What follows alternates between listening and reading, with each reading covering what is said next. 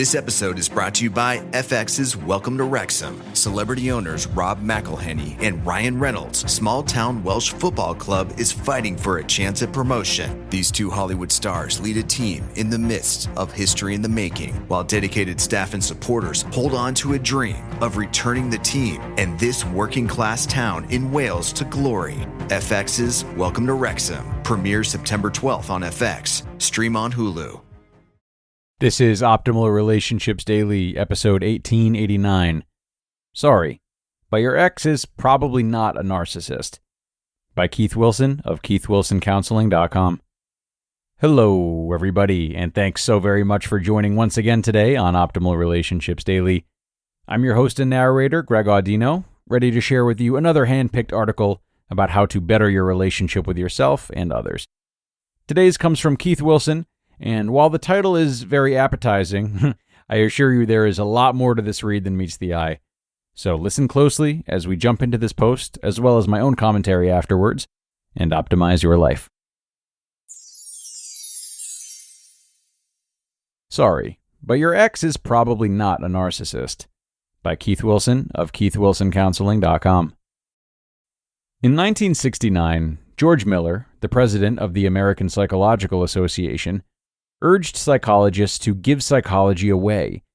There were too many problems and too few psychologists for them to hoard their knowledge. Instead, psychology should be popularized and spread to the public so they could use it themselves.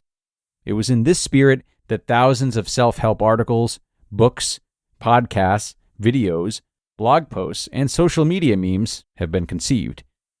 How's it working out? We've had more than 50 years of self-help psychotherapy. Are we getting any better? In some ways, we are. There is a little less stigma about some mental illnesses, and far less stigma about getting help for them.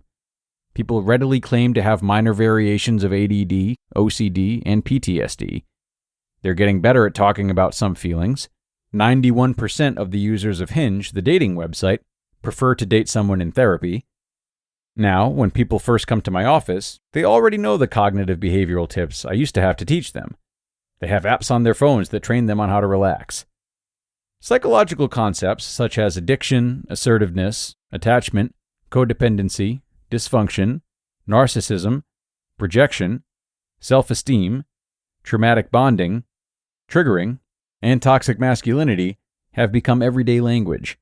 Give the typical man on the street the quote from Freud, "Sometimes a cigar is just a cigar," and he'll know why it's funny. On the other hand, the articles, books, podcasts, videos, blog posts, and social media memes that get liked and spread the most are not those that show you how to cultivate your virtues, take personal responsibility, listen to others, and maintain healthy relationships. They're the ones that tell you that your ex is a narcissist and he's been gaslighting you. They'll urge you to go your own way and end relationships, rather than how to preserve them. We shrinks should be ashamed of ourselves, but we've taught people to have no shame. I'm an offender too. I've generated a load of articles, written a lot of books, appeared on podcasts, produced educational videos, and even created a meme or two. Soon, I'll be speaking about reconciliation by video at the Family Recovery Summit. This will be a free conference. What could possibly be better than that? Is anything better than free? Nothing's free. There are always hidden costs. Sometimes they're acceptable, sometimes they're not.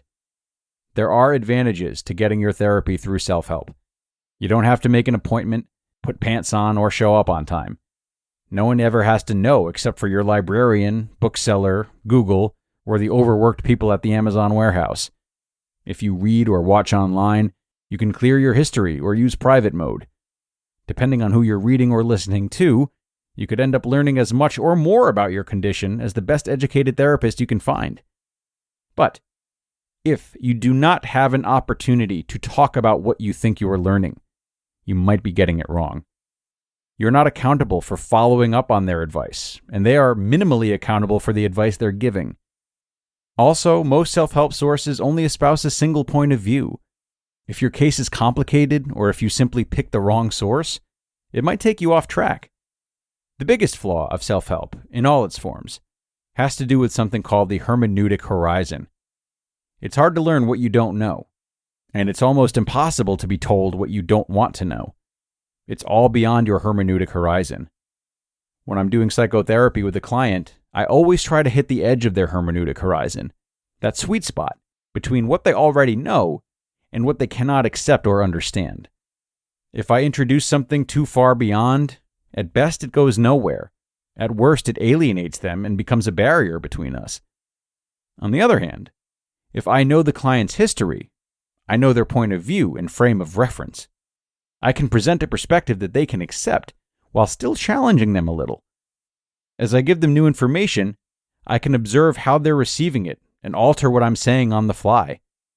But a poster of a meme, an author of an article or book, or a speaker in a video or podcast doesn't know and can't see the audience. She can only rely on who she imagines her target audience to be. What happens when millions of people with their hermeneutic horizons go on social media and consume articles, books, podcasts, videos, blog posts, and social media memes? They start liking, retweeting, and sharing the ones that are already within their hermeneutic horizon, the least challenging ones. This is how we get millions of posts about how your ex is a narcissist and gaslighting you. It's probably gratifying to hear that you're not the problem. But sorry, he's probably not a narcissist. And when you think he's gaslighting you, he's only sharing his point of view. If your ex is not a narcissist, then what is he? Well, he's another suffering, divided human being like you.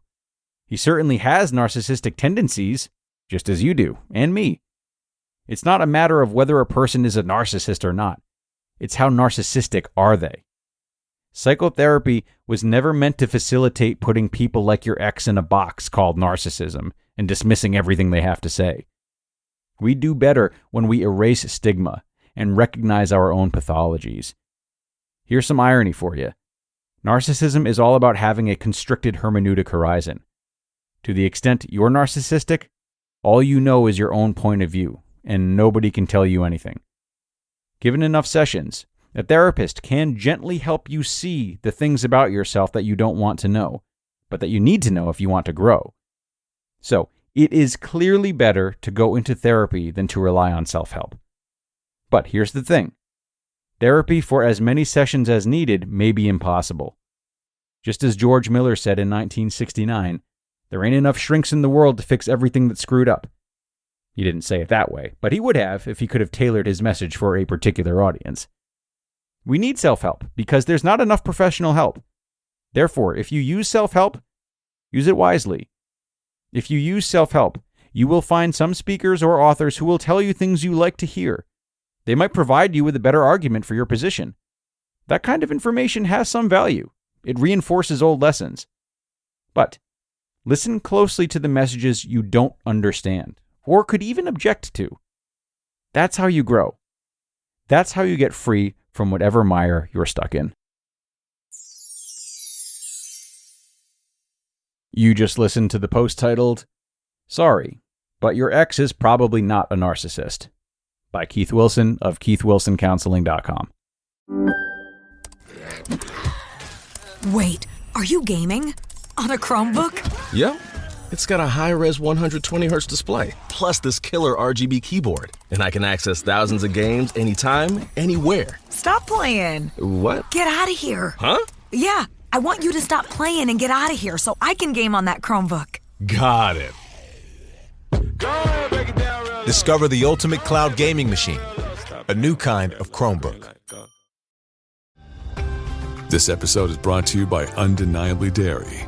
Dairy farmers are more than farmers. They're climate caretakers. They see water as a precious resource. Most farmers recycle water up to 4 times, from chilling the milk to irrigating their crops. And some even use technology to turn manure into renewable energy. To learn more about what dairy farmers are doing to make their farms more sustainable, visit usdairy.com. And Keith Wilson, ladies and gentlemen, one of my favorite writers around. He has such wonderful ideas that always seem to break the mold for me, and I love any opportunity to share his work. Today's article has been no exception for me. I really love his take-home advice at the end, too, doing his best to bridge that gap between being in counseling and just doing your own learning at home. And to supplement his thought about listening closely to the ideas that you don't understand or even object to, I might also recommend that you interrogate the ideas that do feel great and seem to fit like a glove.